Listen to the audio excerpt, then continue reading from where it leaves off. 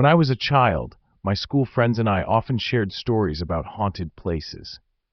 Whether those tales were true or not didn't matter. We all believed there were places where ghosts roamed, places we were warned never to go. One such place was the Overpass near my elementary school, an old green steel structure that loomed over a busy street. Back then, using the overpass felt safer than crossing the road directly. The adults insisted on it, even though the structure always gave us an eerie feeling.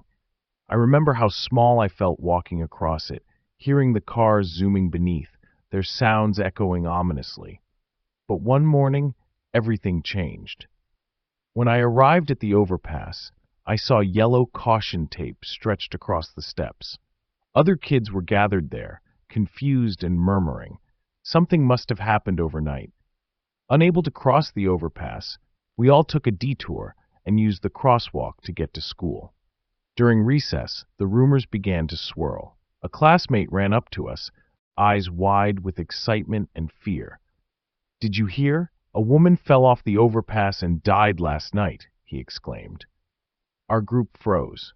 "What, really?" we asked in disbelief. He nodded solemnly. "My parents told me. That's why it's closed. They found her body on the road this morning." The news spread like wildfire. By lunchtime, every student in the school was talking about it.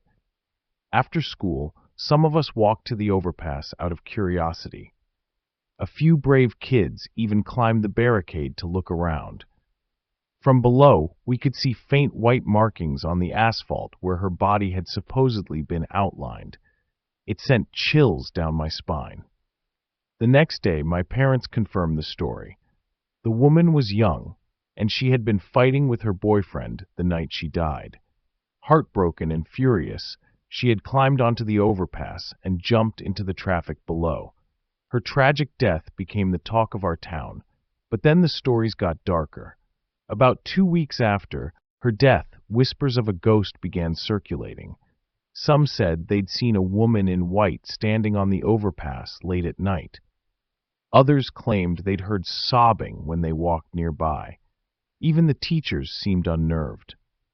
One day, a teacher warned us, "If you're scared, don't go near the overpass at night.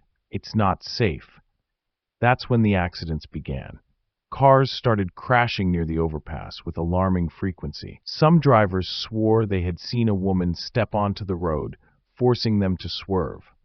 Others said she appeared suddenly, only to vanish as they hit the brakes. One delivery driver even claimed that he saw a woman in the middle of the road, but when he stopped to look, no one was there. The final straw came when a truck swerved to avoid the ghostly figure and crashed into the wall of our schoolyard. After that, the overpass was permanently closed, and rumors spread that the town was considering demolishing it. Even now, as an adult, I sometimes think back to that overpass. I never saw the ghost myself, but the stories and the fear they inspired have stayed with me. Maybe the overpass really was haunted, or maybe it was all just the power of suggestion. Either way, I've never forgotten the chill I felt every time I walked past it. After the woman's tragic death on the overpass, the story only grew darker as time passed. Rumors of her ghost haunting the structure refused to fade, and the string of eerie accidents near the overpass continued to feed the fear. Even the school principal had to address the students during an assembly, cautioning them to avoid the area for their safety. Yet, no warning could quell the whispers that the place was cursed. For nearly 6 months, the overpass remained the center of grim fascination in the town. It was even designated an accident-prone zone after repeated incidents. Just as the talk of ghosts began to quiet down, tragedy struck again. A man fell from the same spot, on the overpass, his death mirroring the woman's in a chillingly identical manner. This second death was impossible to dismiss as coincidence. The man, a humble laborer, had no reason to climb onto the overpass, yet he plunged to his death in precisely the same location as the young woman. Witnesses described a horrific scene as cars screeched to a halt, trying to avoid the body. The town decided it had seen enough. The overpass was quickly dismantled, with officials claiming it was for traffic safety and modernization. But the locals weren't convinced. To them, it was clear the structure was cursed, and the only way to end the tragedy was to remove it entirely. A new crosswalk was built about 50 meters away, and over time, life seemed to return to normal. The arrival of the transfer student, months after the woman's death, a new student joined our class. There was something peculiar about him from the start. He was quiet, reserved, and seemed to carry an air of mystery.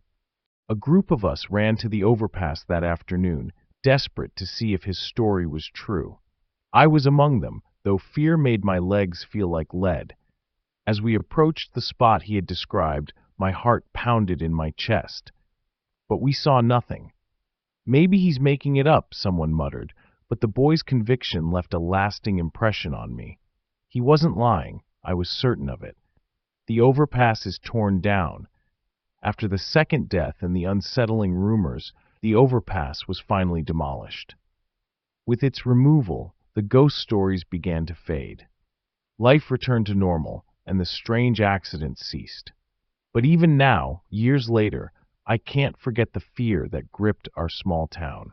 The image of that boy describing the ghost, the stories of people seeing a woman standing in the middle of the road, the eerie accidents, they're burned into my memory. Sometimes, I wonder if the woman's spirit ever found peace after the overpass was gone. Or maybe, just maybe, it didn't take long for the other kids to learn that his mother was a shaman, a fact that quickly turned him into the subject of endless curiosity and teasing. "Hey, can you see ghosts like your mom?" some kids taunted him. At first, he denied it angrily, but as he grew closer to a few of us, he confessed something unsettling. "Sometimes I see things," he admitted quietly. This confession only fueled the rumors, and one day, a classmate asked him a chilling question. "If you can really see ghosts, do you see anything on the overpass?" The boy hesitated before answering. "Yes," he said, his voice barely above a whisper. "If you look at the left staircase, midway up, there's a woman crouched there. She's crawling." His words sent shivers down our spines. How could he have known? The story of the woman's death had circulated, but no one had ever described her ghost in such vivid detail. The boy hadn't even been in town when it happened.